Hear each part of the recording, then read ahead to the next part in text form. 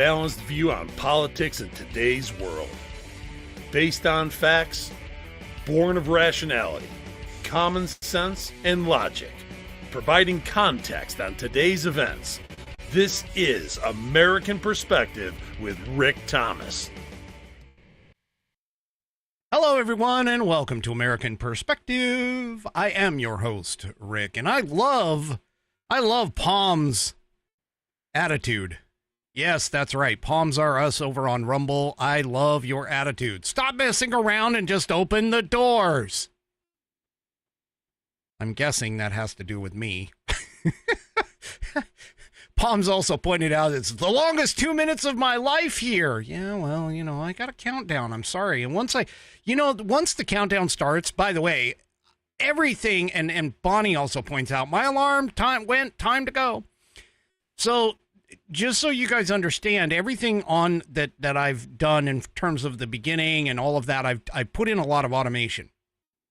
And the reason why I put in a lot of automation is because that way I don't have to have a producer to hit the buttons necessarily when things are going. Well, one of the things that I did is I created an automation for the beginning. So what happens is the program that I use on my computer, it starts streaming 5 minutes prior, and then at certain times it does a couple of different things. It switches over to the starting. You'll listen to my friend Steven Stiles give the introduction, so on and so forth. All of that stuff is done off of my computer time, and my computer time is based off of what's called NTP, okay, which is Network Time Protocol. It reaches out to the internet, and it's not quite as accurate as atomic time, but it's pretty darn close. And so it reaches out to the internet, figures out the time based on my time zone, and so I'm pretty close. The problem is that by the time I start streaming and it goes through the internet to Rumble or to YouTube or Facebook or X, there's an additional probably 5 to 7 seconds, depending upon how much additional what they call lag or latency it is between the time I send it till the time you guys receive it. And also, too, when you guys log into Rumble and YouTube and Facebook and X to watch this, all of that is added on as well, because it doesn't necessarily, the servers, it's not exactly real time. So there are times where I might be behind you or ahead of you, I should say, in terms of things like the chat and stuff like that. And that's just the way the internet works. It's there's nothing that anybody can really do to do anything. I mean, you would have to literally be in the audience. If I had an audience, a live studio audience, you would have to be in the studio with me in order to have live things. So anyway, but I like your your setup here. So anyway, all right. You guys are just fantastic. I love each and every one of you. All right, let's go ahead and get things kicked off here with Nana. Nana of JJS is up for tonight's Pledge of Allegiance. So if you are of mine, please stand, remove your hats if you're wearing one. Place your hand over your heart and follow along with Nana of JJS as she recites the Pledge of Allegiance. I pledge allegiance to the flag of the United States of America and to the republic for which it stands, one nation, under God, indivisible, with liberty and justice for all. All right, and of course I thank you, Nana of JJS, for that wonderful rendition of the pledge. If you would like to hear your rendition of the pledge played here on the program, all you need to do is record yourself reciting or performing the pledge in your style, and then take that audio file, video file, whatever kind of file, attach it to an email address, or attach it to an email, send it off to me, send it to fans, F-A-N-S, at americanperspective.online.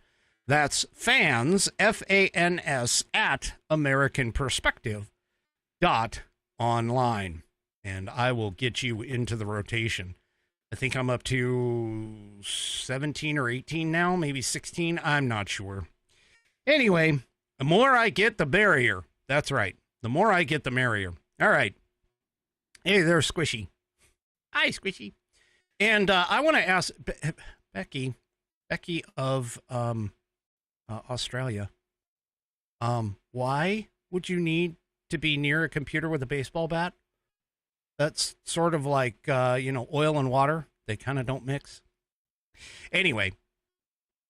All right. So tonight, of course, is Whiskey Wednesday. I got to light that off.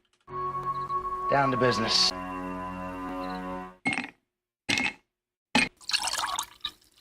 That's the nectar of the gods, baby. That's right. It's like Taco Tuesday, but for badasses. And we're all badasses here. Whiskey Warrior P1s. Tonight on tap, I know Bonnie's going to hate me for this, but I got to get rid of it. Here's the Bullet Bourbon. It is Frontier whiskey. It's a Kentucky straight bourbon whiskey, but not the kind that Bonnie likes. So, but it is in the True Grit Roots Network glass with the requisite stones, of course, because, it always takes stones to drink with whiskey. And so there we are. I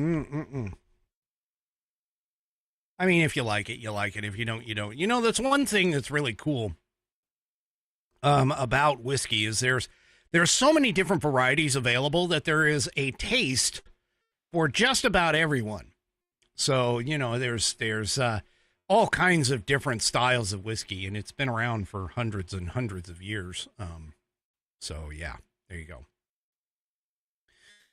All right, so we were talking about True Grit Roots Network, so let's go ahead and take a look at them. TGRN, they're our headline sponsor for tonight. TGRN, True Grit Roots Network. There they are, the two channels that are available for you to take a listen to. One is Walter Trout Blues Rock Radio. And as you know, that is a blues and a blues rock kind of mix, headed by, of course, the famous Walter Trout, blues rock icon in the field. And then we have our other channel, which is Dallas Moore Outlaw Radio, another icon in the outlaw radio scene. Dallas Moore, and of course you all know that I was down in Texas when we launched that channel. I met the man himself, and I gotta tell you, it's I don't really get into the whole celebrity worship kind of scenarios. I generally tend to treat them just like any other person, realistically. I'd say probably the only one that I might fawn over in terms of meeting would have been Ronald Reagan. But of course, I would have been, if I'd have had the opportunity to meet him, I would have been a lot younger too. But yeah. So there you go. Becky says that computers give her grief, and speed is slow. Sometimes it work. Even at work. Well, I don't know. I don't know how I can help you there. But anyway, back to TGRN. Let's talk about them. So you can go to our website, tgrn.net. That's tgrn.net. And you can listen directly in these two widgets I'm showing on the screen right now. You can just pick whichever widget you want, and you can listen right through your browser. Or if you are technically savvy and excited about these channels, you can download whichever channel you'd like, or both. We'd appreciate if you did both. But you can download whichever one you like. There's two different apps, one for Walter Trout Blues Rock Radio, and the other is for Dallas Moore Outlaw Radio. You can get them from the App Store or the Google Play Store. And I have an announcement for tonight. We are launching. TGRN is launching its gear store. So just like I have my logoed gear store, TGRN has a gear store up as well. And I will be, of course, because I am the webmaster here for these guys, I go ahead and I'm going to set up a link to get to it, but it will be launched in the next, it's already launched technically, but links to get to it are going to be showing up tonight, so you guys can check that out. I'll make sure to push it next week as well when it comes to TGRN night. But we have Gear Store where you can get T-shirts with the Dallas Moore or the Walter Trout logos. You can also get hoodies and sweatshirts with TGRN and, of course, Dallas Moore and Walter Trout, all of them. So they are going to be, it's going to be a really good launch and a great way to support the station. Outside of just listening, you can support the station by grabbing gear and, of course, become a poster board for us. I mean, if you really enjoy the station, go ahead and the best advertisement that can really happen for any kind of situation like this, whether it's a store or an outlet like this, radio station, or even my podcast, the best thing that you can do is just promote it and help. That's a really good way to push and tell people when you're excited about it. I mean, if you're excited about this channel or this station, or, if you're excited about the podcast, absolutely help us out. Be our advertiser. Grassroots advertising is the best. I haven't found any other advertising format that can actually outdo it, but grassroots advertising for all of you folks to get in there and, promote it, because there's nothing better than getting a review from somebody who is really excited about these channels. So, yeah. So anyway, all right. Yeah, I think that pretty much is about it. So go to tgrn.net. That's tgrn.net. And you can get all of the information and everything else with regards to it. And pretty soon you'll have links to our store as well. TGRN stands for True Grit Roots Network, based out of Austin, Texas. All right. Oh, goodness. Well, just to give you a heads up of what's on tap for tonight, the Congress, and by Congress, I mean both the Senate and the House, they've been pretty damn busy. And they've been doing some things. There's a couple of things that are coming up that are being proposed within them and that I think you should be aware of. And so we're going to cover that. Also, too, some economic numbers were kicked out. And unfortunately, the left doesn't seem to think that this is a good thing, even though I guarantee you it is a good thing. And then also, too, I have a pet of the week for tonight. So you guys get a brand new pet of the week for tonight. So hang out for that. But let's go ahead and get the first story going. So the Senate Republicans say that they have the votes to pass Trump's spending cuts package. Now, let's keep in mind, this is different than the One Big Beautiful Bill. Okay? The One Big Beautiful Bill was a reconciliation bill for a reconciliation of the budget that was passed under Joe Biden. This is the package that has the Doge cuts in it. And if this can pass, and of course, if it can pass the House, it will be a massive victory for the Trump administration, and definitely one that could lead towards cementing his legacy here.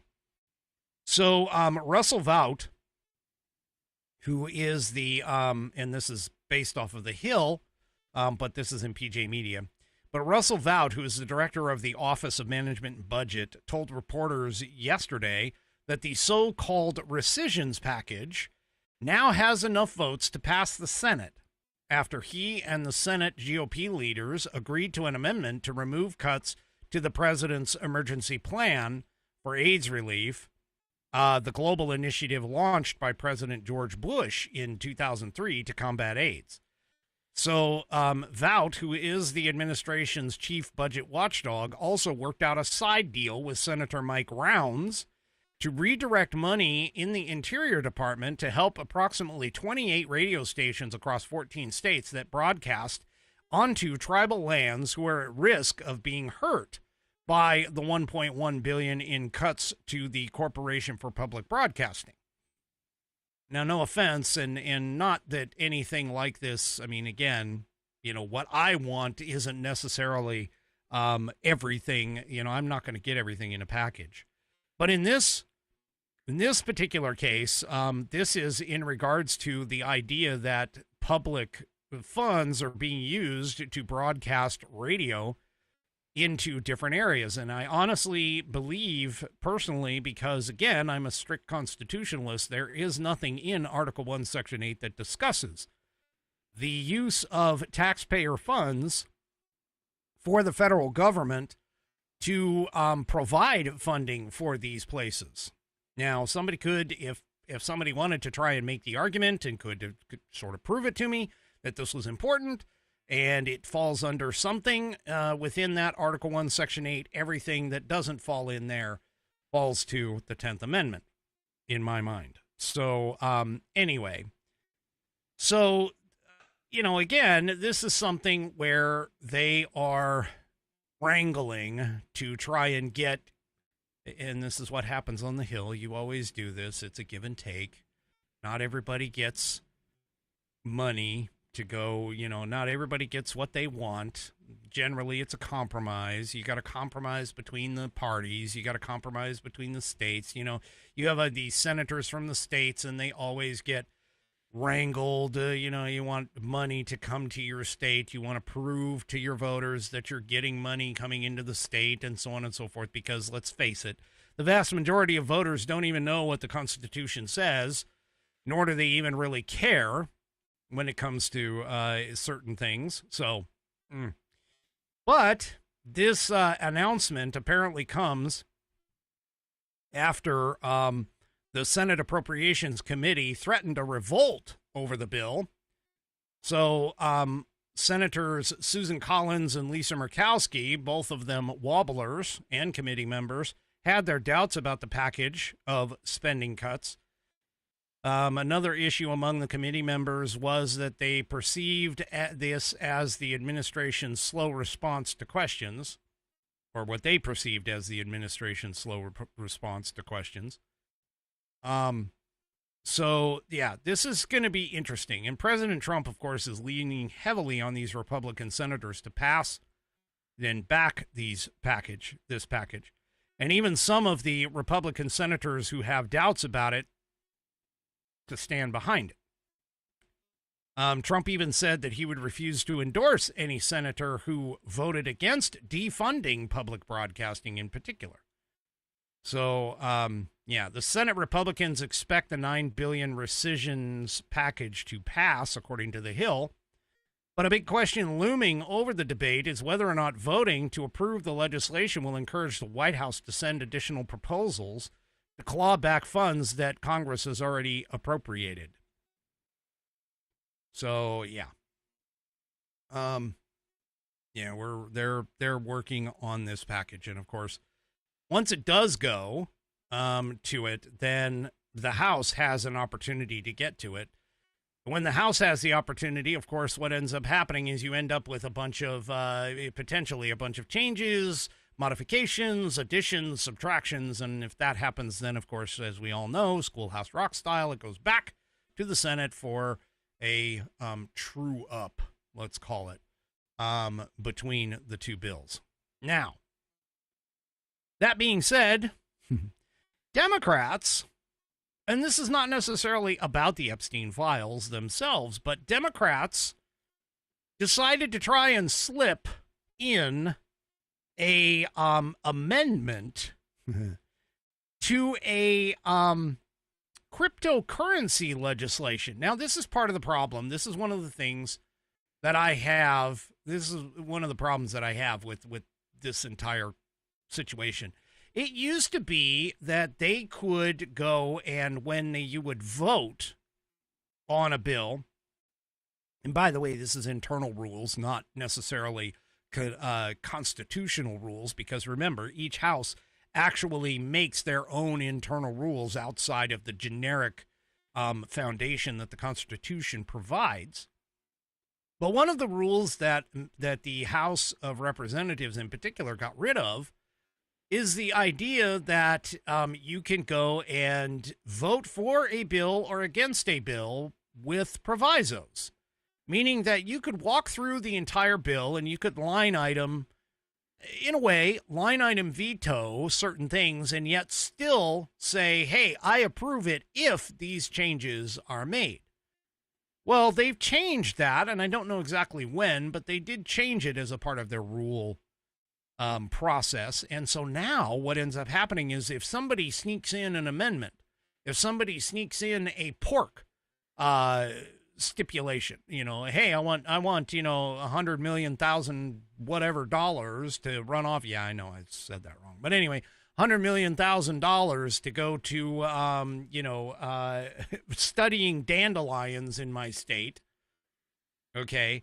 You would have to, basically the House would have to either give a all or nothing thumbs up or thumbs down.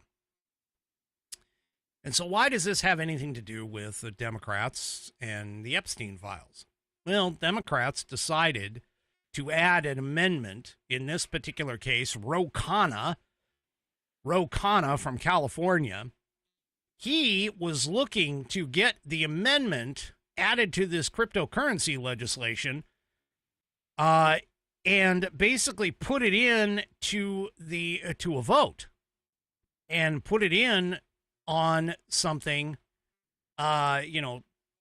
it has nothing to do with, let's just be honest here, rather than, of course, putting up a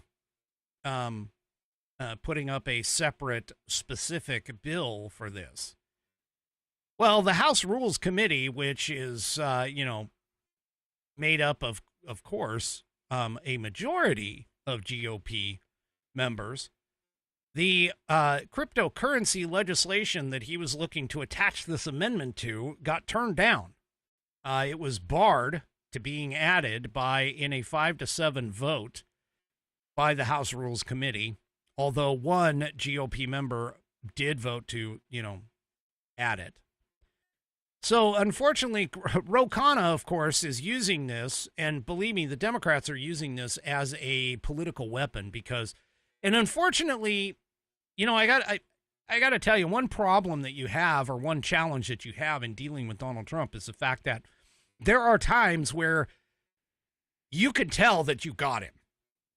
You can tell that it gets frustrated and irritated, and he tends to get frustrated and irritated fairly easily at times, depending upon the subject.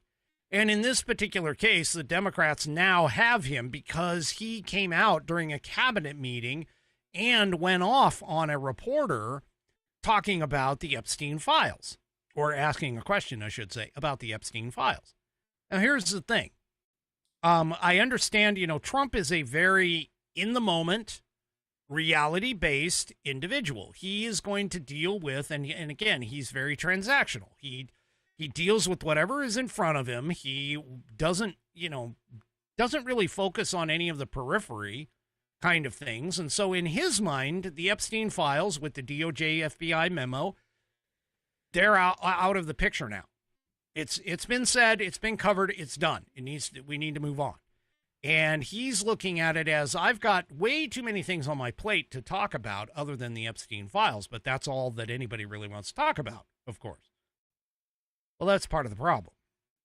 Trump has now opened up the fact that, hey, I have now a chink in my armor that everybody wants to join in, or everybody wants to jump in on, and the Democrats are saying, hey, there's an open spot. It's a bit of a weak spot. Let's go ahead and do this. And so they're going to pick at it. It's like a scab that's been grown over, and they're just going to pick and pick and pick and pick and pick until they can get it to bleed again. Well, so this particular thing that is going on, Ro Khanna has already said, hey, you know what? We're going to put this in, and when the Republicans vote against it, that just means the Republicans want to, cover up for the Epstein list. And so that means that Trump is on the Epstein list. He's making a few jumps. They're all making a few jumps and they're hopping the canyon per se in terms of all of this and figuring out who's on it, who's not. I'm telling you that chances that In my opinion, the logical conclusion basically is that the Epstein files or the Epstein list has already been destroyed by the previous administration, because I'm guarantee you there were previous people, there's people on there that are Democrats. Whether or not there were Republicans, I don't know. But there's definitely a lot of high and powerful people. That being said, though, Ro Khanna has vowed to introduce that measure again and again and again. Now, the amendment, of course, is sort of questioning, and this is where things are kind of a little questionable, I guess. But the amendment would have required, according to this piece in the Daily Wire that I'm talking about, they say the amendment would have required Attorney General Pam Bondi to make all of the files about Epstein available on a publicly accessible website.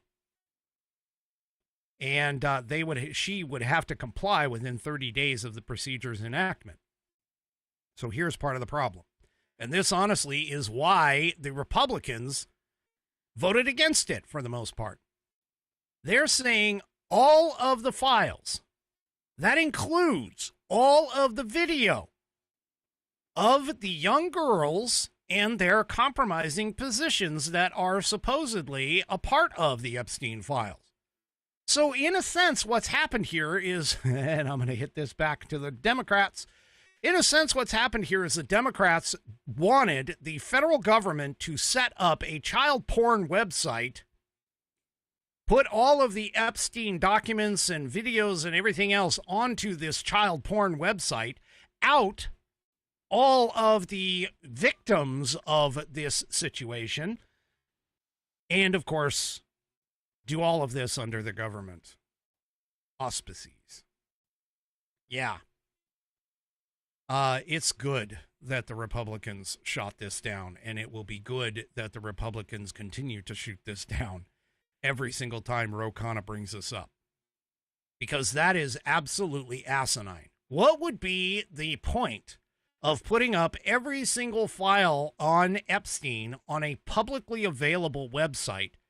I mean, basically what they're doing is they're essentially saying, hey, whitehouse.gov or whatever, whitehouse.gov/Pornhub. I mean, that's basically what it's being.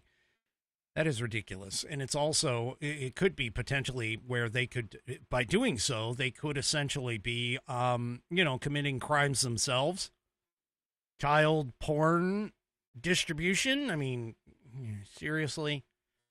These Democrats, they're not really serious in terms of trying to solve problems and take care of issues that we have in our environment, because what they're doing is they're basically attempting to mire everything up in this idea of the Epstein files situation.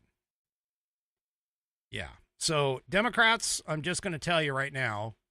Oh, and also too, Jarhead over on Rumble points this out, that a lot of the Epstein papers are actually sealed by court orders. So there may be a little bit of a difficulty getting everything put up onto a quote unquote public website. So yeah.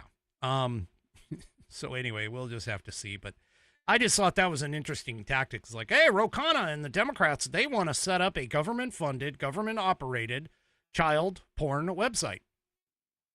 I mean, seriously, if that's what you're asking for, everything, I mean, that would include all of the videos, any other video or anything that they have in terms of that would be included. So, be careful what you wish for. Speaking of wishing, the National Education Association, the NEA, which is the teachers union, well, the president did not like the recent Supreme Court decision that allows the executive branch to go through and to essentially go through and get rid of 14,000 or 1,400 employees at the agency.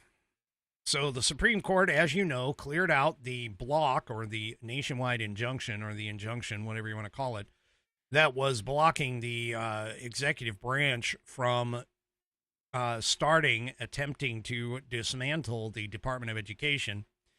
And well, yeah, the NEA Association president was not happy about this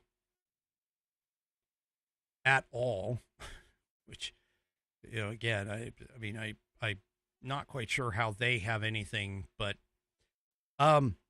Becky Pringle, who is the NEA president, issued a statement condemning the Supreme Court's move, calling the reorganization an illegal and destructive dismantling of the department. She said in the statement, everyone who cares about America's students in public schools should be appalled by the Supreme Court's premature intervention in the case today, which stays preliminary relief ordered by lower courts. Now, Pringle warned that the restructuring would negatively impact students across the country, citing projected increases in class sizes and reductions in job training, career and technical education, higher education access, special education services, and civil rights protections. She says parents and educators and community leaders won't be silent as Trump and his allies take a wrecking ball to public schools and their futures of the 50 million students in rural, suburban, and urban communities across America. I got a question for Ms. Pringle. I happen to like Pringle's chips. That's kind of going to be it. Anyway. Ms. Pringle, I got a question for you. Prior to President Jimmy Carter creating the Department of Education, granted it was under congressional statute, but prior to that, where were our students in terms of world level education? And I answer, they were up at least in the top 10. After all of that and the creation of the Department of Education, our quality of education, when in comparison to the rest of the world, has done nothing but drop ever since. We're now ranked somewhere in the mid-30s for our education. So the question that you have to ask yourself is one of two things. Either the world basically got better, or we got worse, or option C, which pretty much is that both of those occurred. And I would say it's more likely option C than anything else in terms of the capabilities. You need to understand something, Ms. Pringle. You've been shoving down all kinds of irrelevant topics into our education system that have nothing to do with the real world. Meaning things like CRT, like gender studies, taking out wood and shop and vocational aptitude classes in favor for these types of topics. All of this stuff, and of course, not only shoving it down the throats of the K through 12 students, but also continuing on and consulting with the universities, how they have degrees now in basket weaving and, other kinds of things. So the whole point here is that, I'm sorry. First of all, the Department of Education is unconstitutional for the same reasons that I was talking about earlier. It's not part of Article for the broadcasting. It's not part of Article 1, Section 8. Therefore, the 10th Amendment applies. It needs to go back to the states, which is exactly where it should have stayed. The Department of Education is not part of a constitutionally mandated responsibility of the federal government. In fact, Andrew Jackson, as president, was the first one to create the position of the Secretary of Education, and after he left office, it was quickly demolished and then resurfaced again in the 1970s under Carter. So it's not like it's one of those constitutional mandated and structured pieces of the executive branch that can't be removed. It certainly can, and it should be. Anyway, because of that, and speaking about that, so you have the arguments that are going on in the court system with regards to this. Well, Congressional Republicans are listening. They're listening to this whole thing. I don't know if they listen to this program. I kind of would be, surprised if they were. But Congressional Republicans were scheduled to unveil a bill today that was aimed at revoking the federal charter of the NEA. And so now we see why she's actually upset. So the Daily Caller, and here's the piece. The Daily Caller calls out that Representative Republican Mark Harris of North Carolina and Senator Marsha Blackburn of Tennessee will introduce what they call the NEA Charter Repeal Act in their respective chambers, aimed to sever the union from its congressional ties, a congressional aide told the Daily Caller. Founded in 1857, the NEA received its charter from Congress in 1906 and now represents over 3 million educators nationwide. However, Harris said that the NEA has abandoned its mission to support America's teachers and strengthen our schools on behalf of a radical agenda in the statement about it. From branding and this is the statement, from branding President Trump a fascist to embracing divisive gender ideology and walking away from efforts to fight anti-Semitism, the NEA has become nothing more than a partisan advocacy group. Since the NEA is clearly not prioritizing students, parents, or even teachers, it's time to remove Congress's seal of approval for this rogue organization. Yep. So, the federal charter, by the way, formalized the NEA's status as a nonprofit organization under federal statute with a purpose acknowledged by the government. The NEA, according to the piece here and including an open secrets report, has a long line of egregious violations of public trust, finding that 98% of the NEA political donations went to Democrat candidates during the 2024 election cycle. So, yeah, once again, folks, as I think I've pointed out to you before, the deep state that we keep talking about, the deep state is far beyond just what is in Washington, D.C. as our elected representatives.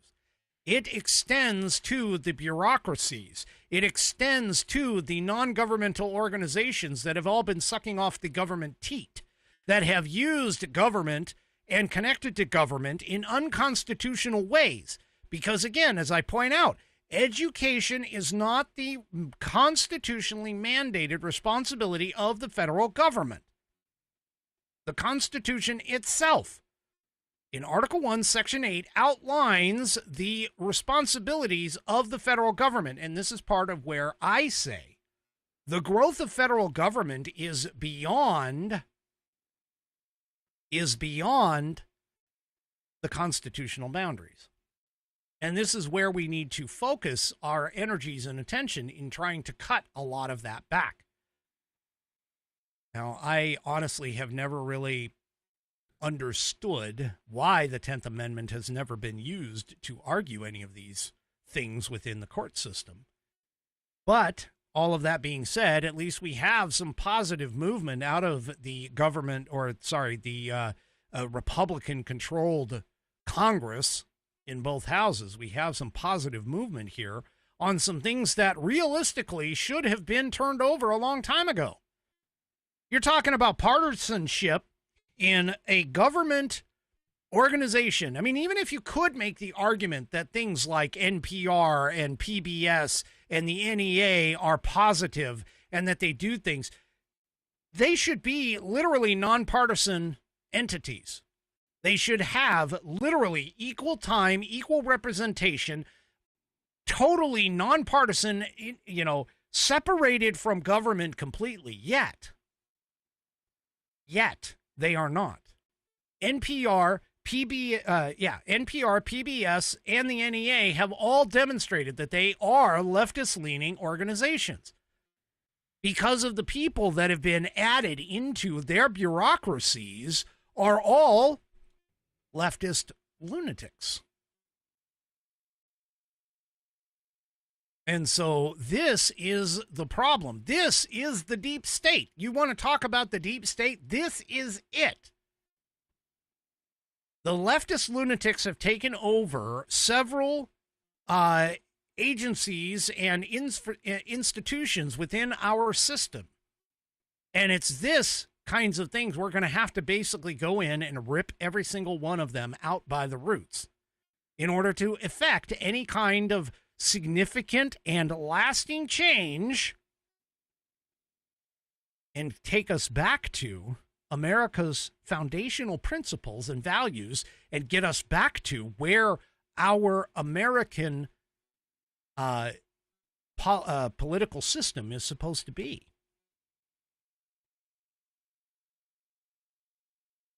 Now, continuing in the piece, the NEA has also faced controversy for passing a resolution that pledges to defend democracy against Trump's embrace of fascism by using the term fascist or fascism in NEA materials to correctly characterize Donald Trump's program and actions, according to the New York Post, citing documents that were obtained by a conservative education expert, Corey DeAngelis. Folks, these people are entrenched in our institutions. You wonder why there are things like gender studies. There are things, not to mention the lack of actual historical. I mean, the 1619 Project was something that was, until it was unveiled and,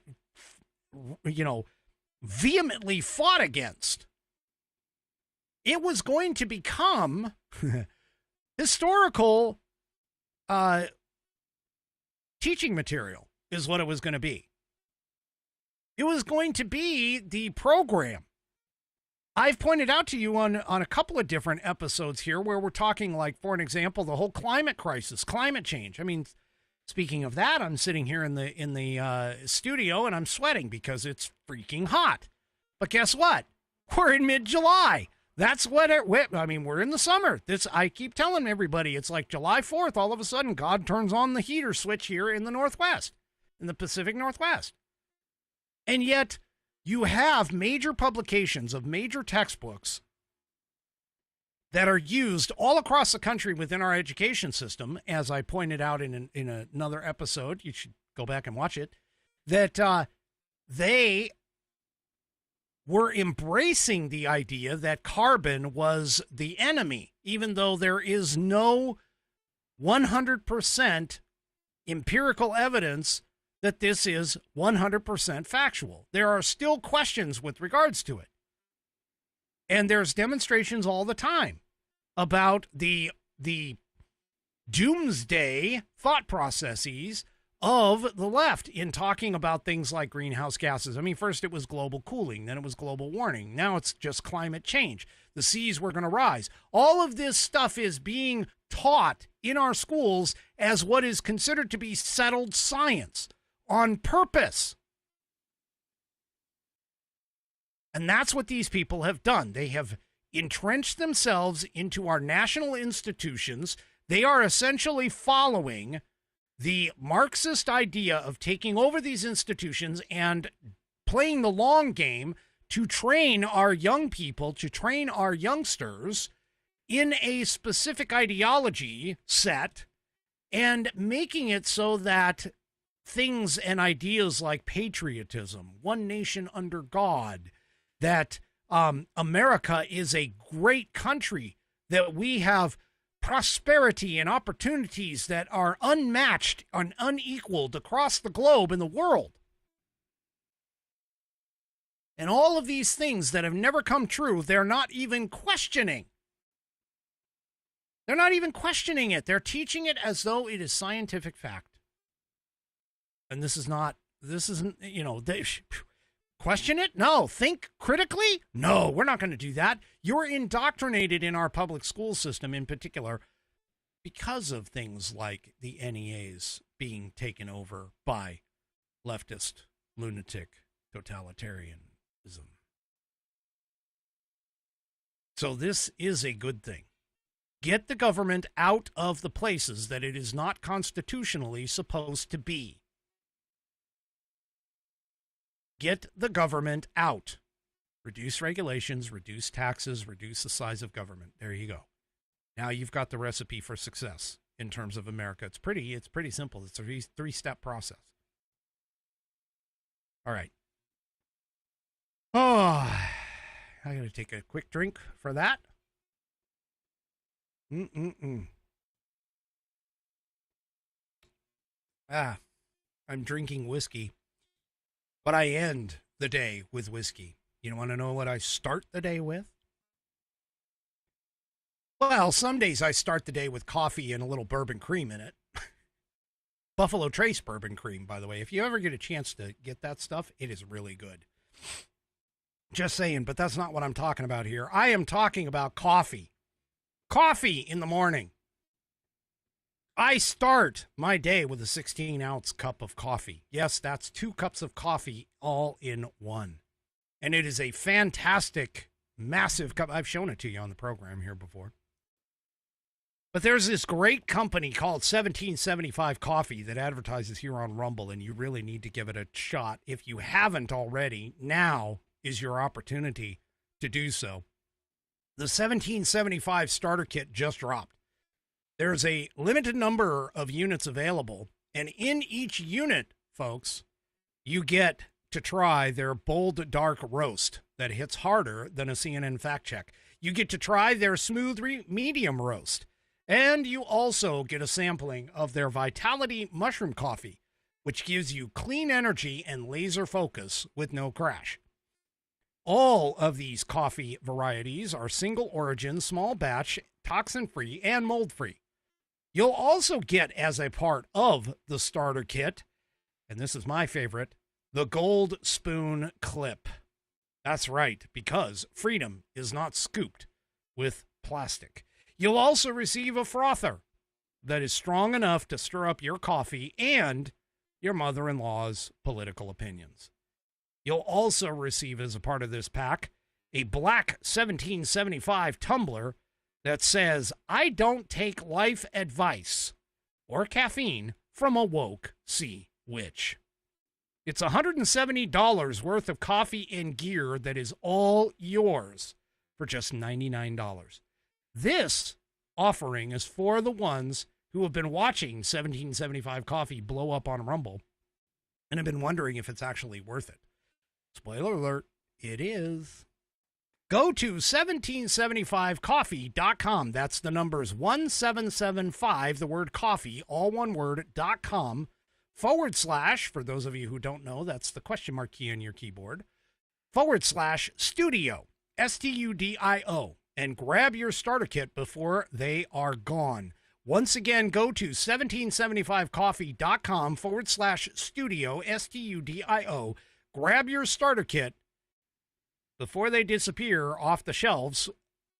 Bold beans, clean fuel, and a morning routine that stands for something, just like Rumble does. Start your day with coffee that actually backs what you believe. Go to 1775coffee.com / studio and grab yours today.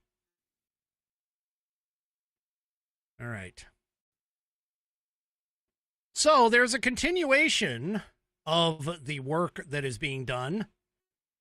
And I got to tell you, I kind of like Senator Tom Cotton. I don't always agree with him, but I like him. He does some good work.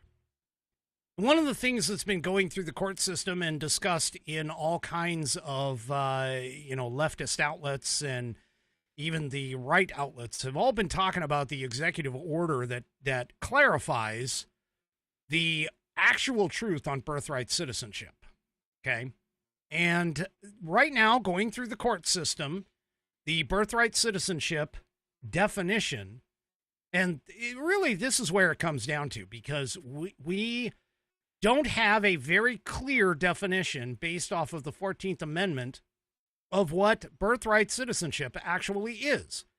Now, granted, if you go back and look at the historical record, the congressional record, the debates that happened in the Senate, all of that stuff, you'll get a clear idea of what it is. And you also, if you pick apart Wong Kim Ark, the SCOTUS ruling, and you really understand what it is that SCOTUS said, you'll understand the fact that if you are a foreign alien and drop a baby on American soil, that does not make that baby an automatic citizen.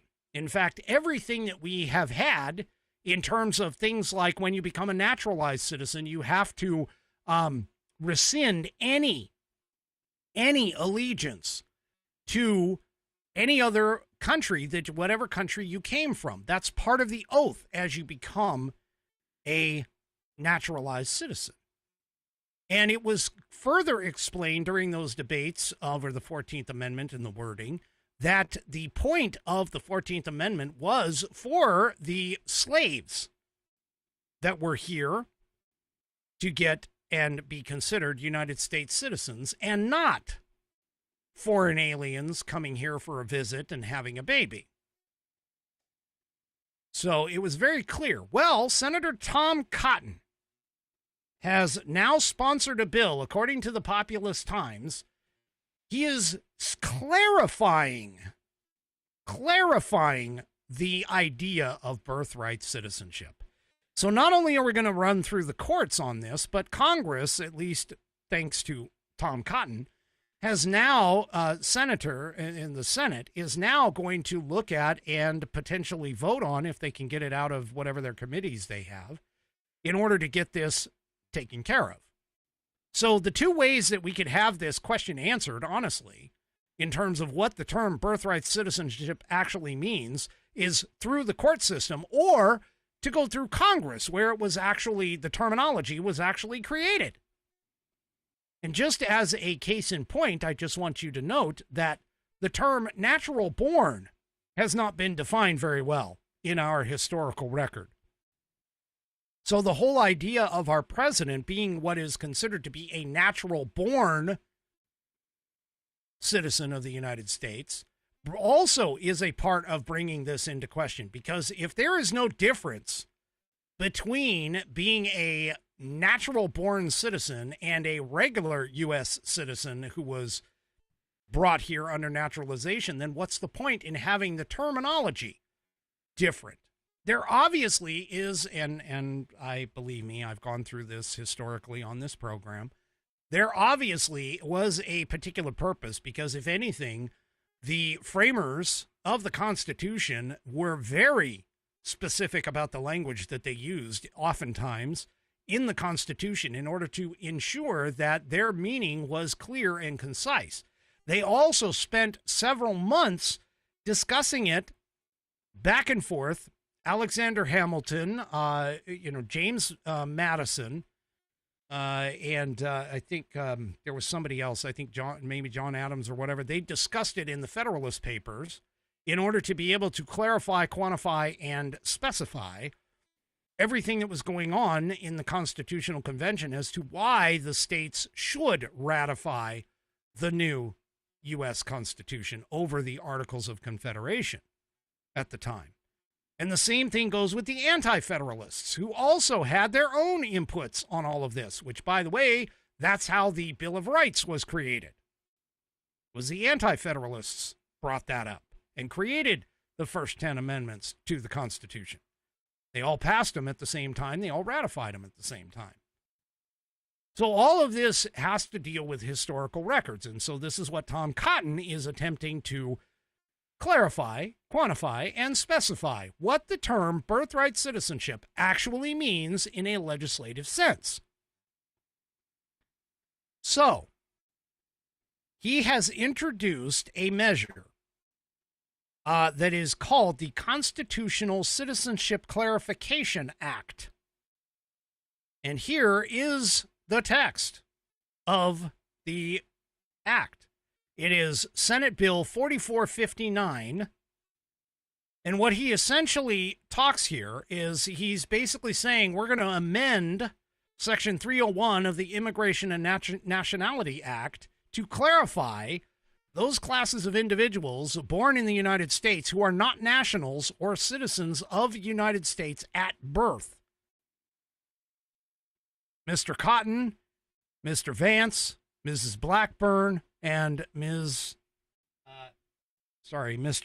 Cruz have all introduced this bill.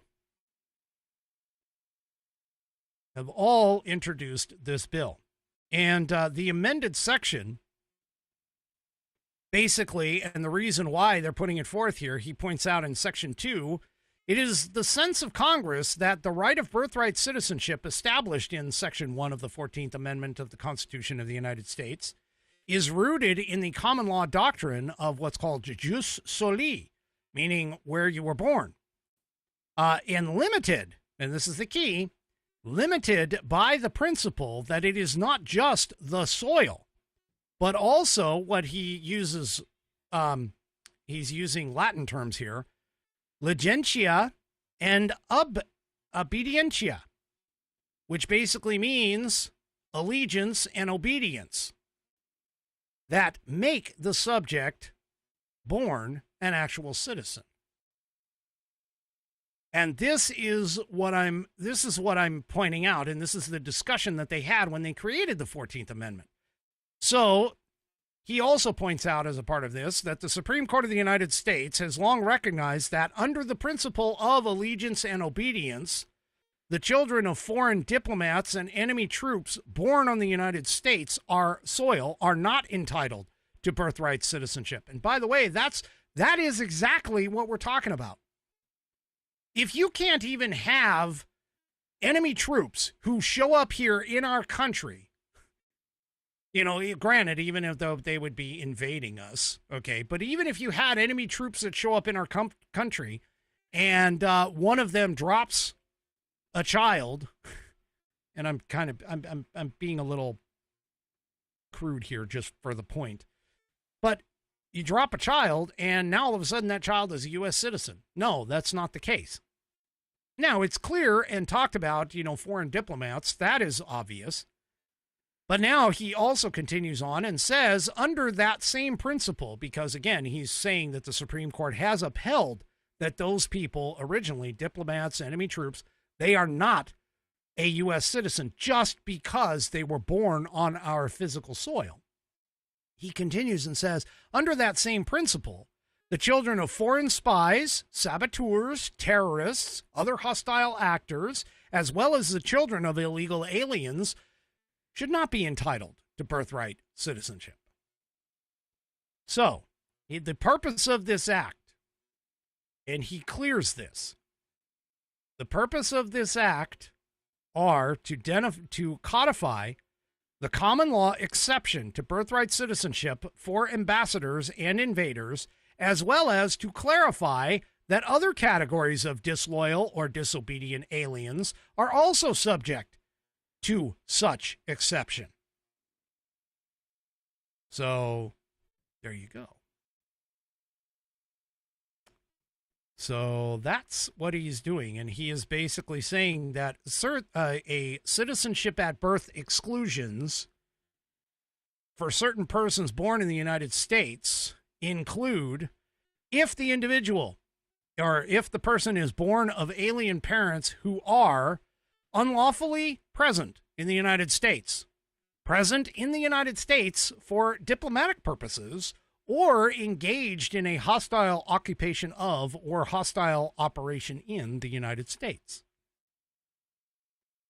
Basically, just because you are an illegal alien, and I think this also helps to define the idea or the presumption of what would be considered natural born, is essentially this, that your parents, your lineage is what counts as a part of this.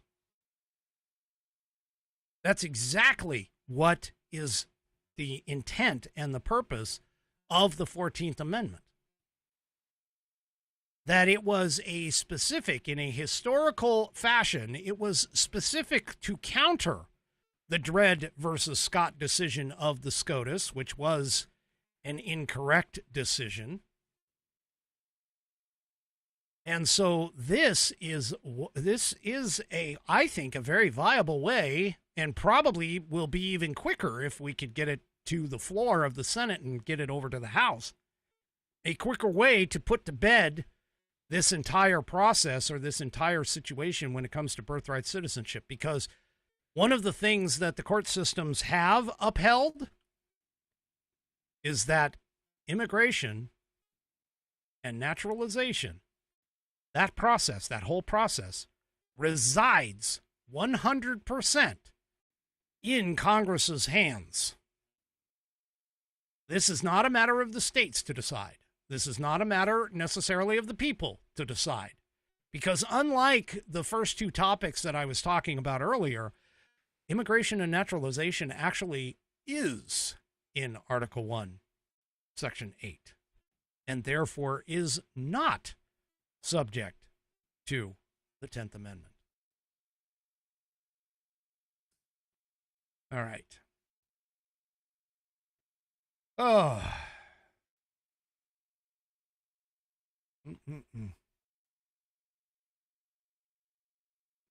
Well, Trump has racked up some serious wins. His whole trade and tariff agenda seems to be working. At least preliminary results demonstrate this. So, for an example, okay, the June inflation data demonstrates that his tariff policies do not appear to be causing a spike in inflation, despite earlier warnings from all of the corporate media outlets, several of them.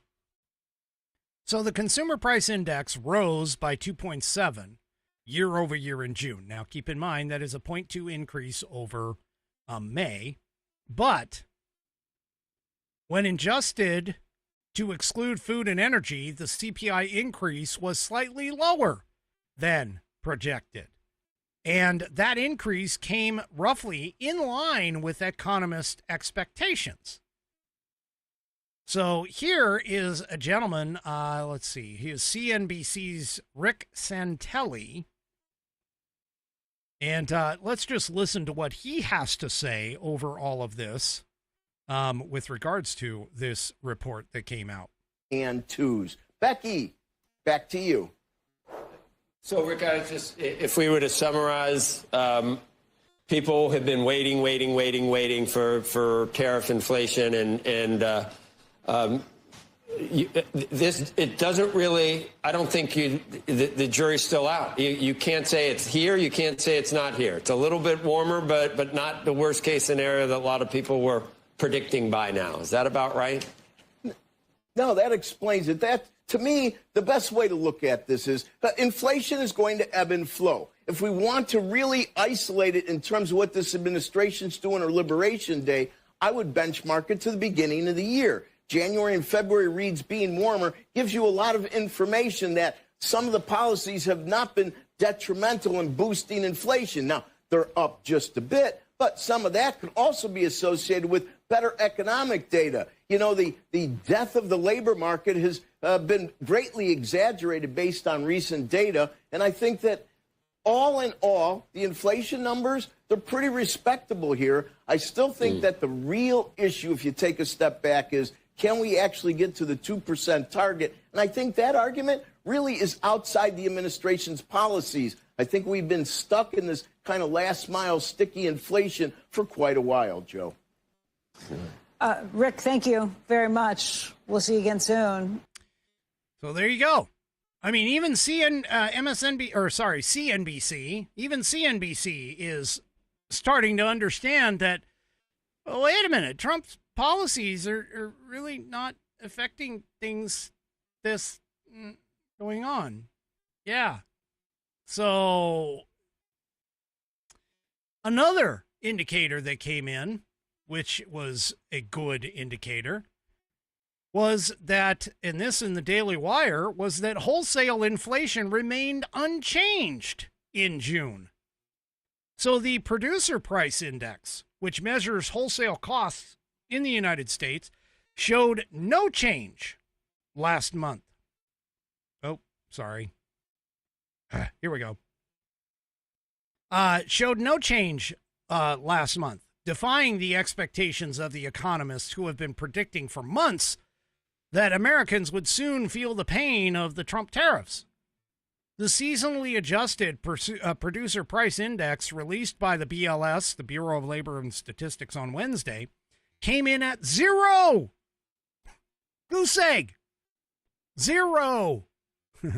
While economists were expecting an increase of at least 0.2%. CNBC reported month-over-month core PPI, which strips out food and energy, also remain unchanged after experts expected a 0.2% jump. So, yeah.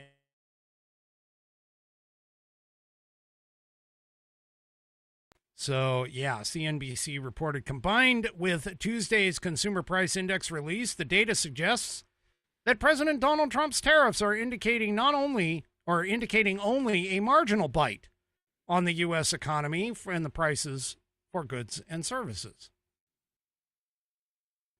Yeah. So once again, we're looking at the year-over-year headline PPI was up 2.3 in June, down from the 2.7 increase in May. So the June number was the lowest annual PPI level since September of 2024. Core PPI came in at the annual rate of 2.6 in June, which of course is the lowest gain since July of last year. You know, it's entirely possible that Trump knows what he's talking about. That maybe Trump has the proper advisors and actually has a better understanding of this than a lot of the economic advisors that were advising Biden. And has a much better grasp on how America can actually come back to it.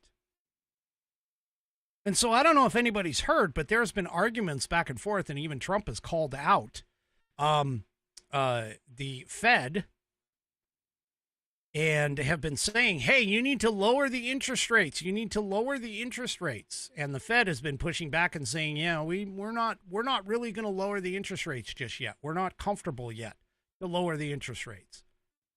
Well, now, Treasury Secretary Bessent said that the formal process to replace the Fed chair is starting. So, yeah.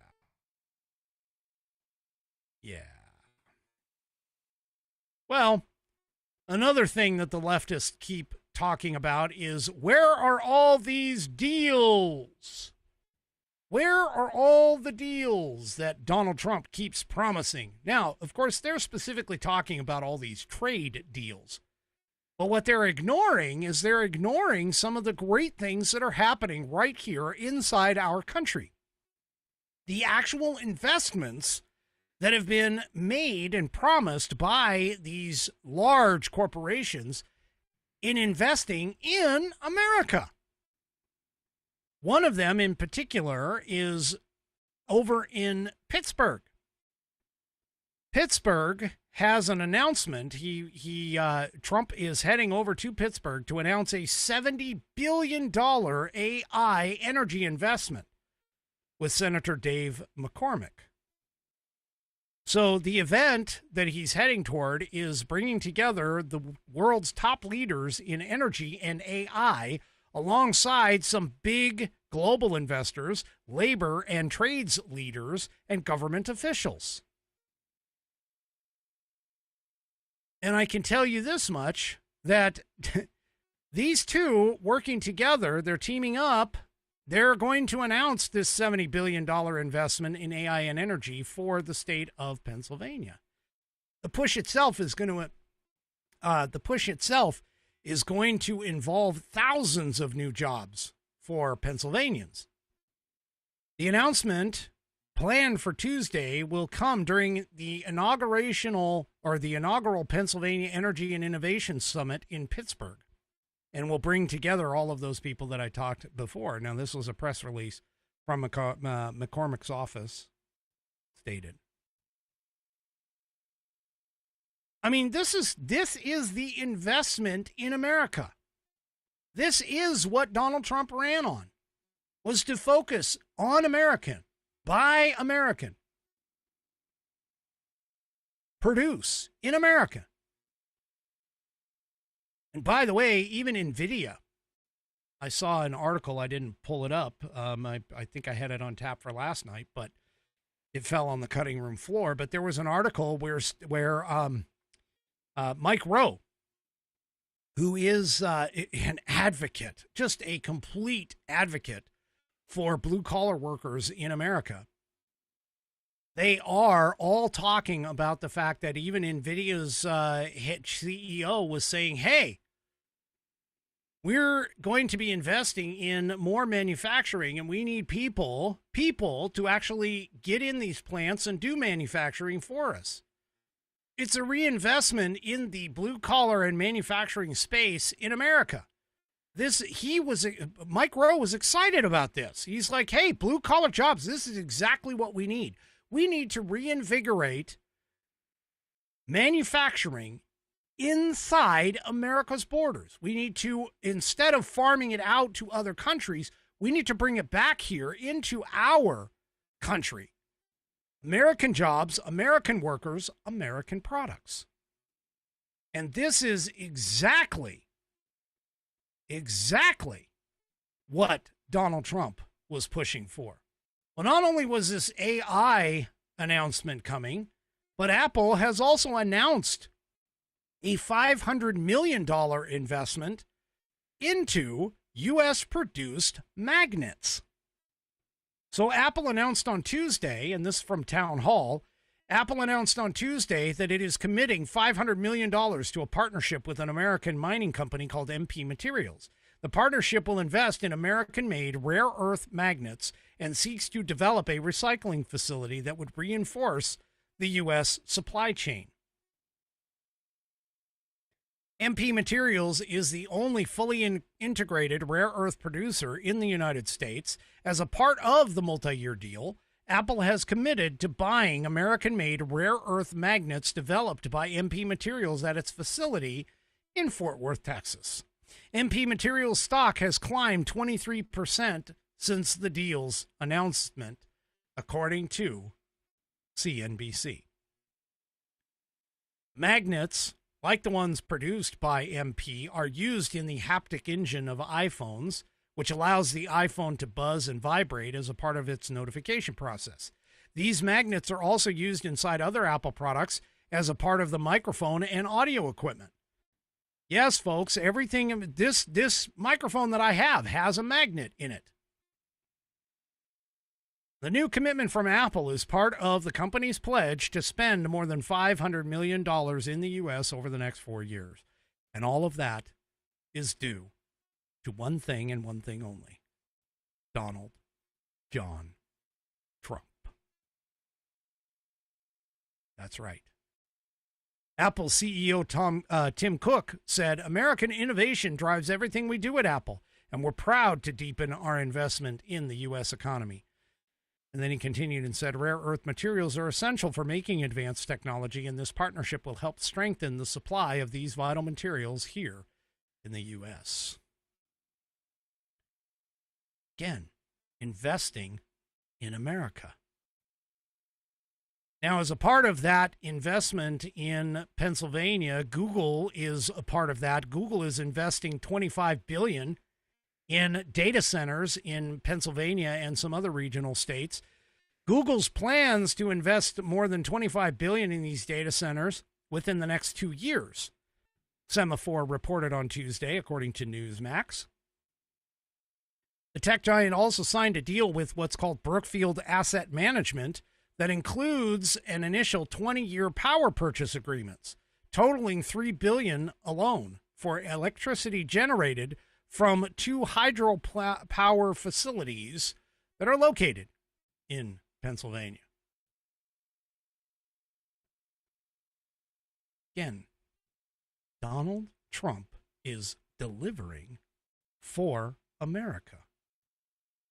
Donald Trump is delivering for America. And it's not just American-based companies that are doing this either. Donald Trump is invigorating the investment from international markets as well. Here in the Daily Wire, Bahrain announces a $17 billion investment in the U.S. During Trump's talks, the Bahrain deal will support 30,000 American jobs and was secured with the help from Trump and Commerce Secretary Howard Lutnick. Yeah, Howard Lutnick. This, according to Reuters, Bahrain's Crown Prince announced plans to invest more than $17 billion in the United States during a meeting with President Trump today. As part of the investment, Bahrain is expected to sign a deal between Gulf Air and Boeing GE valued at $7 billion for 12 aircraft with an option for 6 more. The deal also includes the sale of 40 GE engines, a White House official stated. The Crown Prince, Salman bin Hamad Al Khalifa, said, "We're happy to be announcing $17 billion worth of deals that are coming to the United States. And this is real," he says. "These aren't fake deals." Again, investment in America. This is what Donald Trump is bringing to the table. You did not see Joe Biden going across and getting these kinds of deals. None of this stuff was happening under Joe Biden, or honestly, even under Obama. In fact, Obama was very famously said, well, unless he, meaning Donald Trump, can wave a magic wand and bring them back, they're gone. Manufacturing, it's all gone. It's gone. He literally said, it's all gone. It's never going to come back. And yet here, Donald Trump is coming back and bringing everything, all kinds of manufacturing deals back here. Well, changing your mind on Donald Trump, yeah, I know it's tough. It's really tough to do. But there's a gentleman out there. His name is Ken Langone. He's a billionaire, Home Depot co-founder. He's changed his tune. He changed it because of what is happening in America, the investment in America. Don't believe me? Well, listen to him. He was on Squawk Box, CNBC. Take a listen. Look, let me tell you right now, I am sold on Trump. In fact, I'll say this. I think he's got a good shot at going down in history as one of our best presidents ever. That is a real turnaround because you didn't want to vote for him. I tell you the reason. I want to tell you, I'm a believer. What I'm seeing happening is absolutely nothing short of a great thing. And there's a beat. People are walking with more bounce in there. It's all around. I gave you quite a bit of grief. Huh? I gave you grief. You give me grief? I gave you grief when it was a binary choice. You're still complaining about Trump and it was a binary choice. It's like, are you kidding me? Knowledge implies one thing. When you made a mistake, admit it. Okay. I think this guy is turning out to be a president. Right. One of the pilots on that miraculous trip to Iran that we wiped out, whatever the hell we wiped out. Right. He said, you're the only guy that in the presidency that would have done what you did. One of the pilots said that. Yeah. And you know what? He's probably right.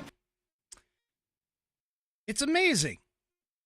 Donald Trump is changing minds, changing hearts, and demonstrating that his policies, and now he's demonstrating that he's got the right people surrounding him, explaining the correct, proper path forward for America.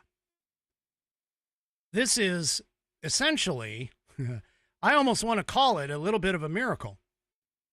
And if you think about it, to be honest with you, if you're a believer in God and in the Almighty, and you look at the images and the video and everything of Butler, Pennsylvania that occurred just over a year ago, you almost have to wonder if Trump, with all of these good things that are happening in America, does Trump have God on his side?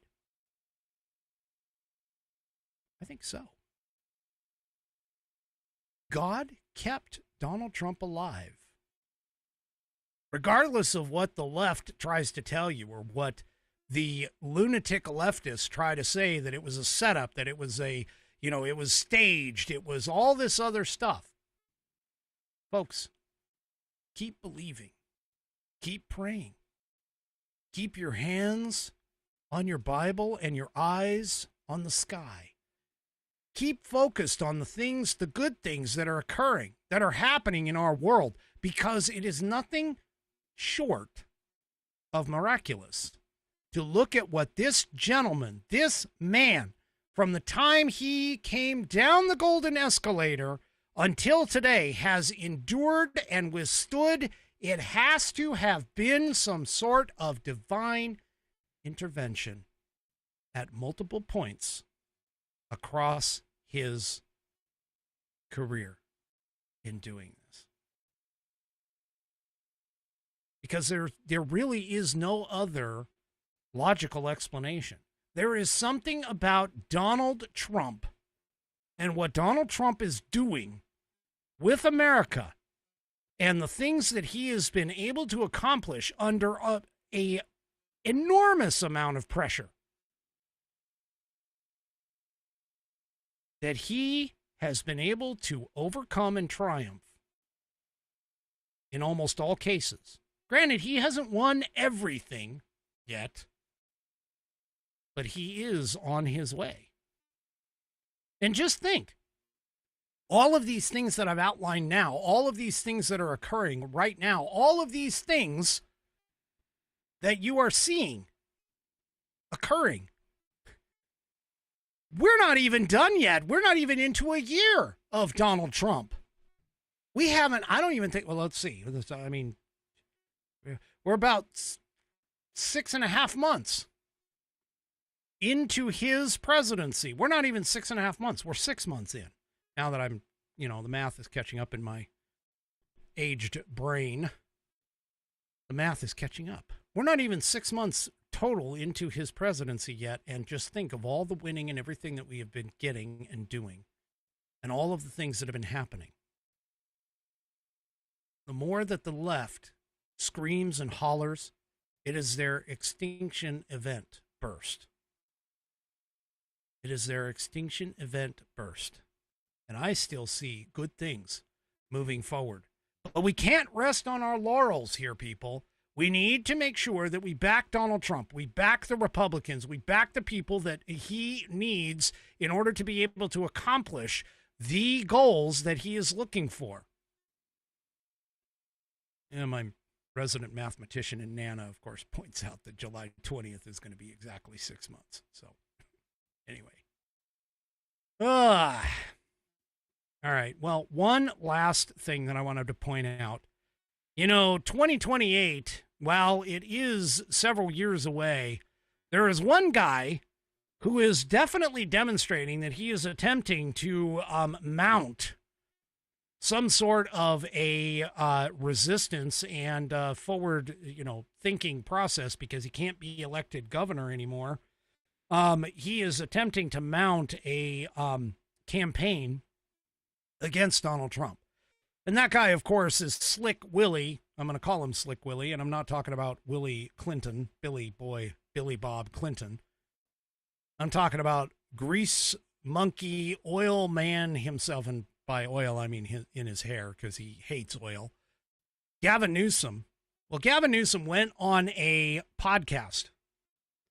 And on this podcast, he was asked a question by none other than Joe Rogan. Joe Rogan texted this question in, and it sort of left Gavin, screaming or squirming a little bit on the podcast. So let's just take a quick short listen to this. And let me go ahead. There we go. So here is now keep in mind, this is not Joe Rogan's podcast, but this is the podcaster with talking to Gavin Newsom, and Joe Rogan texted in the question here. So this is from Joe Rogan. Oh, God. This is a tough one. He won't have me on the show, by the way. Who will be held accountable for mandating COVID-19 vaccines for children, which were unnecessary and ineffective? And who will take responsibility for the unprecedented increases and myocarditis and cancer cases among them. Second to that, do you feel any remorse for that draconian decision that was obviously heavily influenced by the pharmaceutical companies' desire for maximum profit? Yeah, I've signed some of the most progressive laws against big pharma in the country, so I have receipts on that. So no one should suggest that it was about doing the bidding of big pharma. Quite the contrary. California, like many states, red states included, Florida included, moved forward early in the pandemic, working with the Trump administration and the advisors from the Trump administration to impose certain strategies to mitigate the impacts of this novel disease, coronavirus. What's interesting about this process is none of us have really reviewed in an objective way. It's all through the lens of politics, what we did right and what we did wrong. And so I'll answer that question by telling you what I've just tasked. I've asked our team to put together an objective review of everything we did right, everything we did wrong. We're interviewing people that vehemently disagree with us, that oppose the mask mandates, that oppose the stay-at-home orders, people that are international experts. We're stress testing our entire process. Coulda, shoulda, woulda. Comparing and contrasting to what other states did. I mean, Florida shut down their bars and restaurants before California. Okay. He's calling out before California, but Florida also only shut them down for about 2 weeks at the most. Anyway, you can grab this interview. This interview was about 4 hours long, but I wanted to demonstrate how much of a weasel this guy actually is. If you look at it and listen to the entire thing, he freaking just like rolls over and squirms and does all kinds of things to try and get away from the question, which was basically point blank. When are you going to admit that you screwed up? That's it. That's it. When are you going to admit that you screwed up? And yeah, he won't, because he is a typical, just as greasy as his hair is. He's just as slippery and as greasy as his hair is. Anyway. All right, folks, let me go ahead and bring on tonight's, as soon as I can find it, tonight's Pet of the Week. All right. Tonight's Pet of the Week is my own submission. Well, technically it's Mrs. Whiskey's submission, but at my request.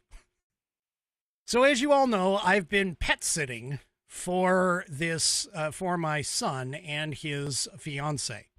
They have a 7-month-old Alaskan Husky. And yes, I honestly didn't know that there were Alaskan Huskies. I always heard them as either being Siberian Huskies or Alaskan Malamutes. But apparently, according to my son, the two of them, some breeder somewhere, took those two breeds and put them together and created this Alaskan Husky. The idea, of course, is to get the size of the Malamute with the temperament and work ethic, apparently, of the Siberian Husky, or something of those lines.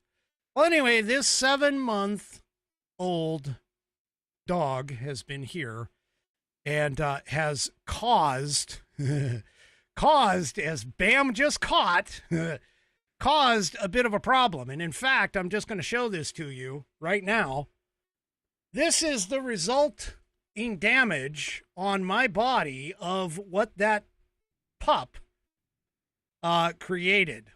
So yes, I got injured in the event that happened last Saturday that I had to step away from the from the show to go and correct.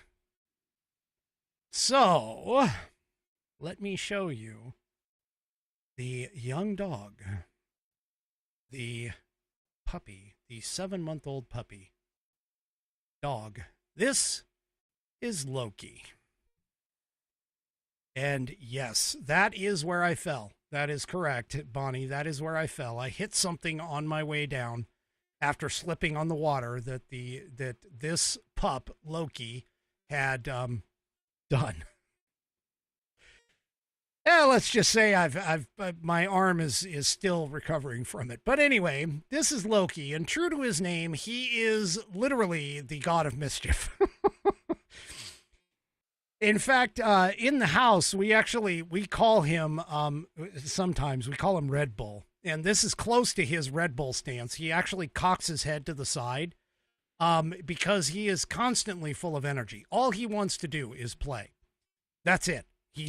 All he wants to do is play. And when he gets frustrated, of course, well, here he is again. This is just a picture of him.